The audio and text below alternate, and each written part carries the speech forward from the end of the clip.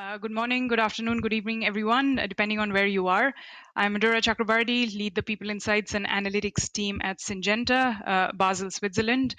For those of you who do not know about Syngenta, we are a 29,000 people company across 90 countries, and we have 104 production and supply sites, around 120 R&D sites, and in terms of what we actually do, I have a very short video. So if you could play the video.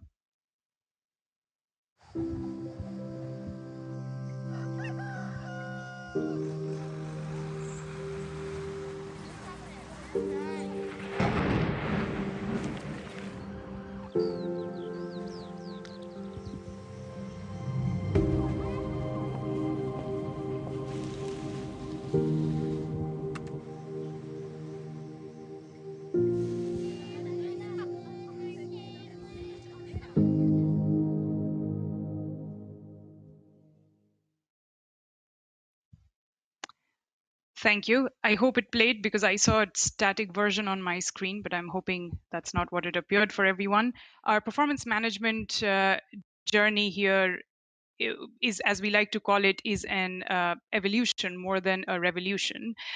You can see the different milestones across the past 5 years, or rather 3 years. And but I'm not going to go through all of these, just a few highlights. That starting 2019, we really asked ourselves that if we want to truly change our performance and development process at Syngenta, what do we know about it as of today? Do people like it? Do people hate it?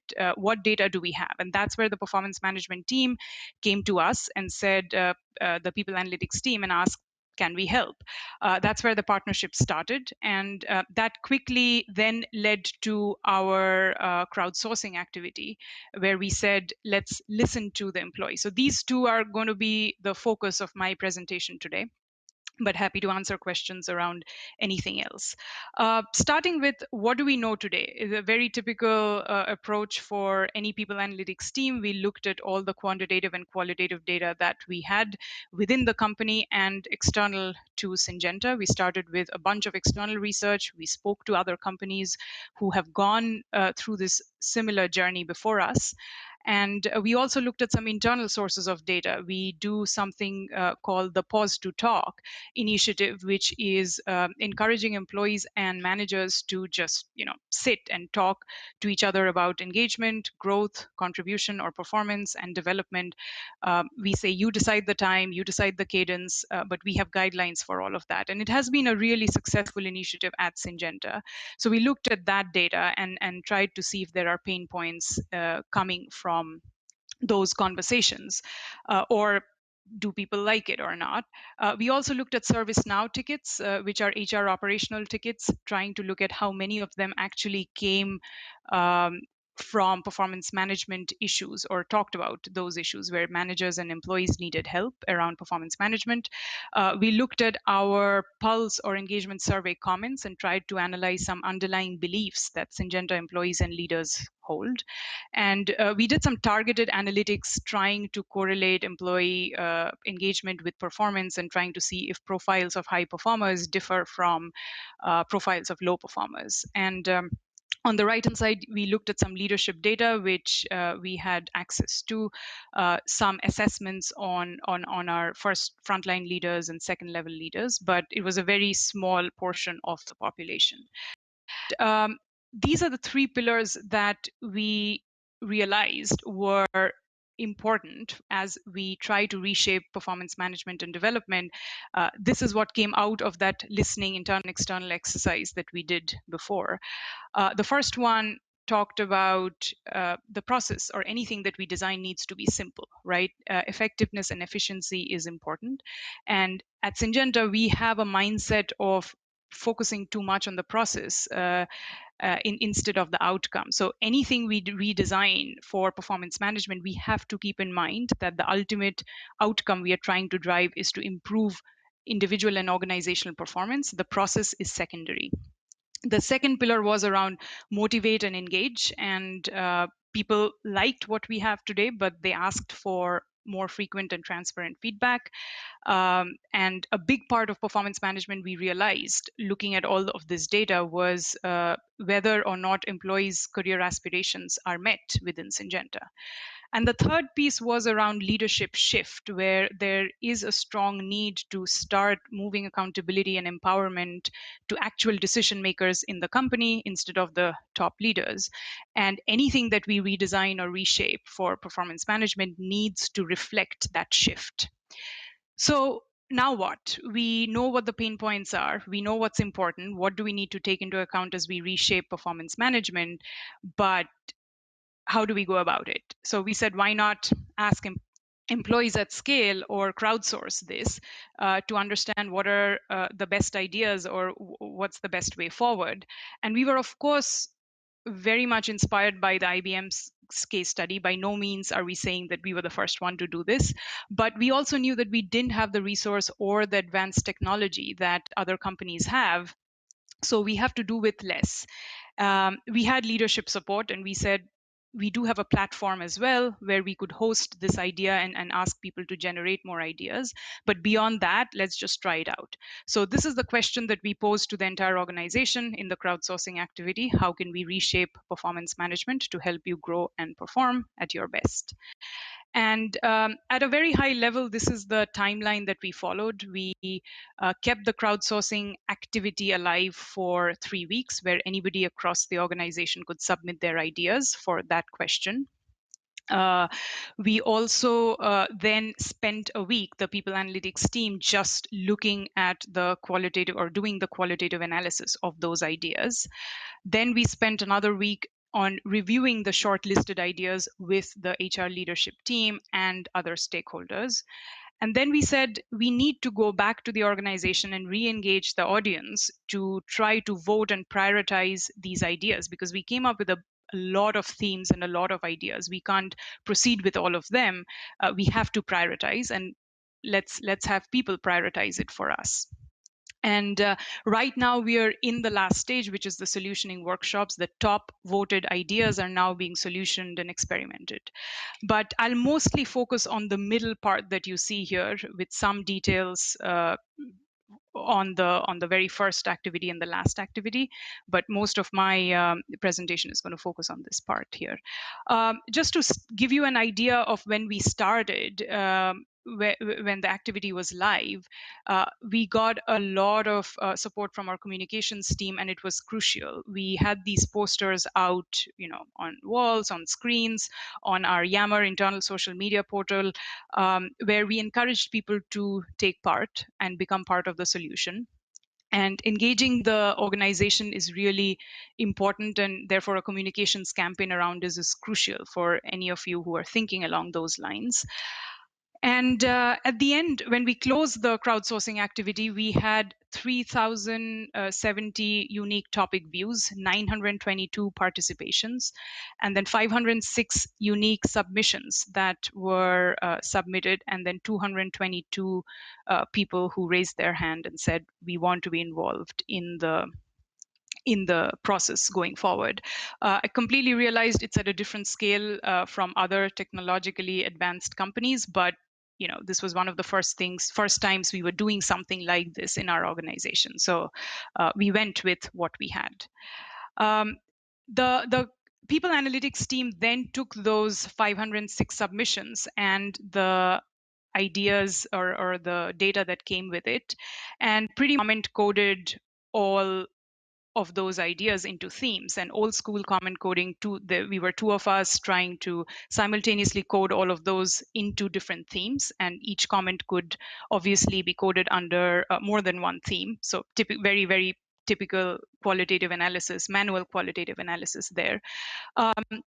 But what was interesting here was just to point out is, for those of us who have come from a survey analysis and engagement analytics background, this data set was very different, right? So on the left-hand side, you see a bunch of submission details. So when was the idea submitted? At what stage? Who submitted it?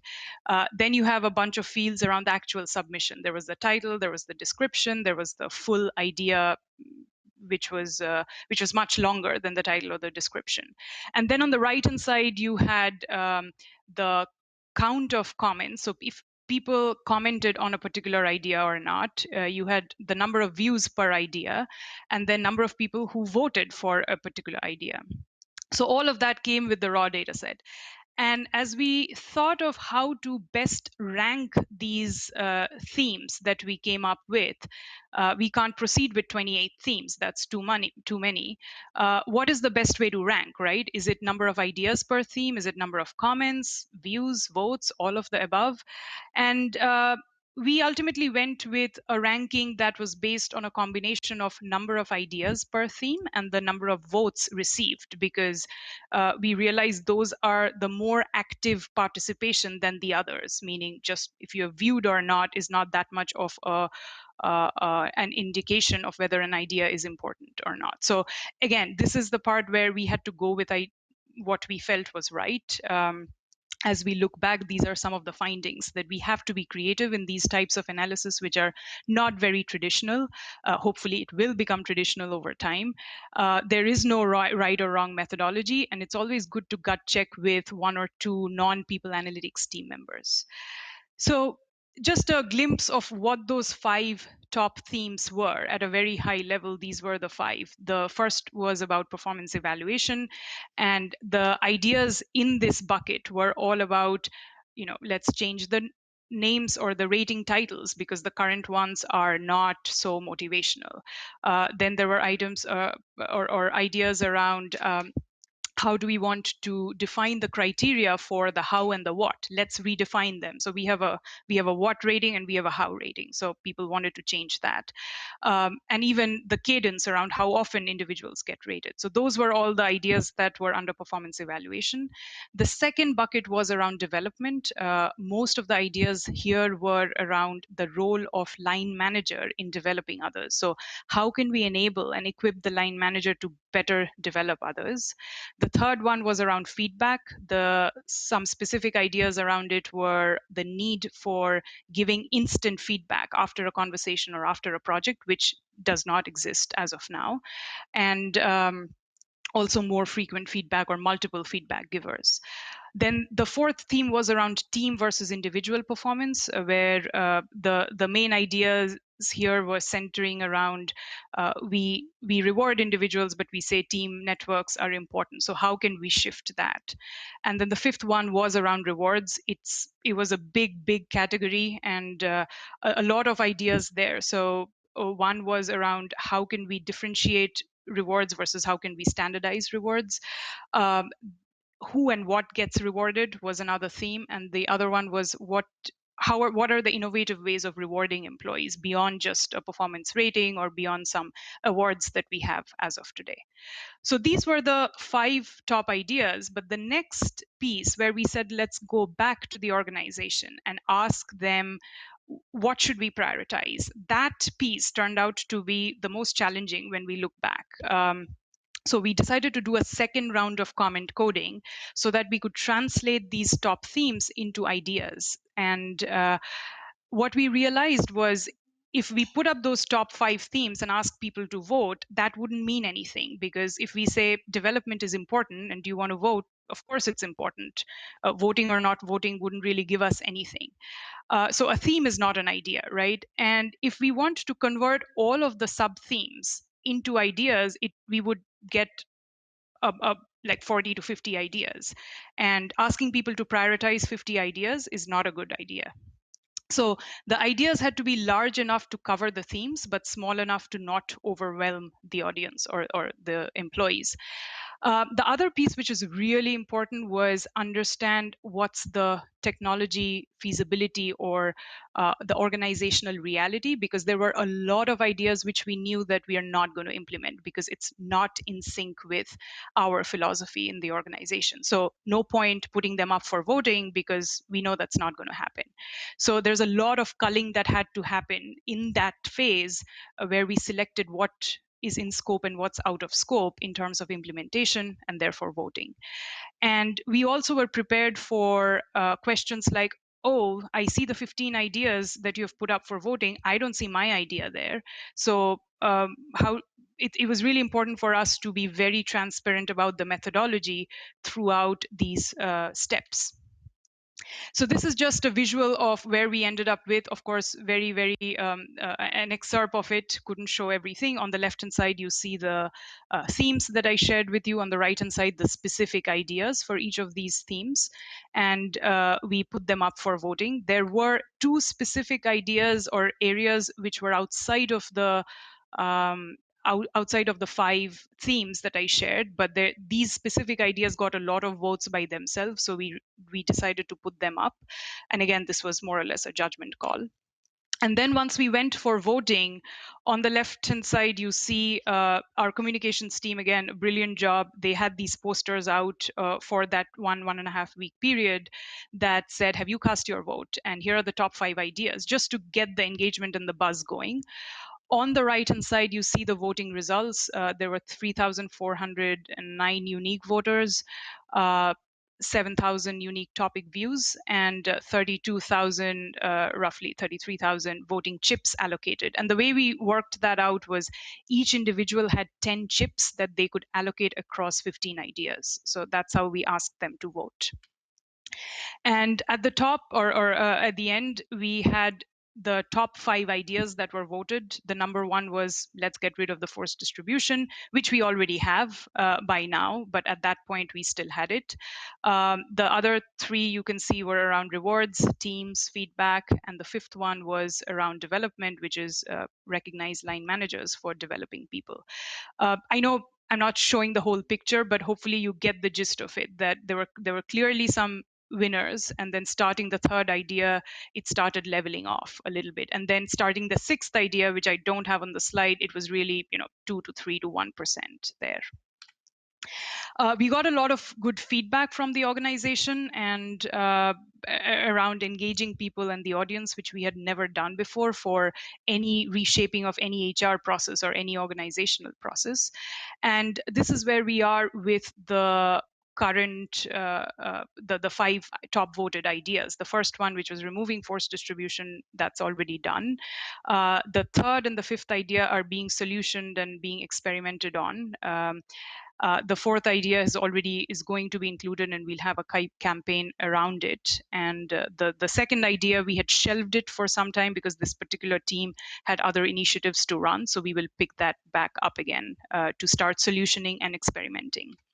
And that could be a different session altogether. The final one I want to touch upon is there were a bunch of other ad hoc analysis that we kept running at the site, and we got a lot of requests around that. One was trying to understand if all regions and all organization units have equally participated in the organization. The second one was around the top voted ideas, and are they the same across different regions or different other demographic groups. Third one was trying to understand each theme at a much deeper level. So for example, we took the rewards theme and we looked at all the 8 sub-themes that it had.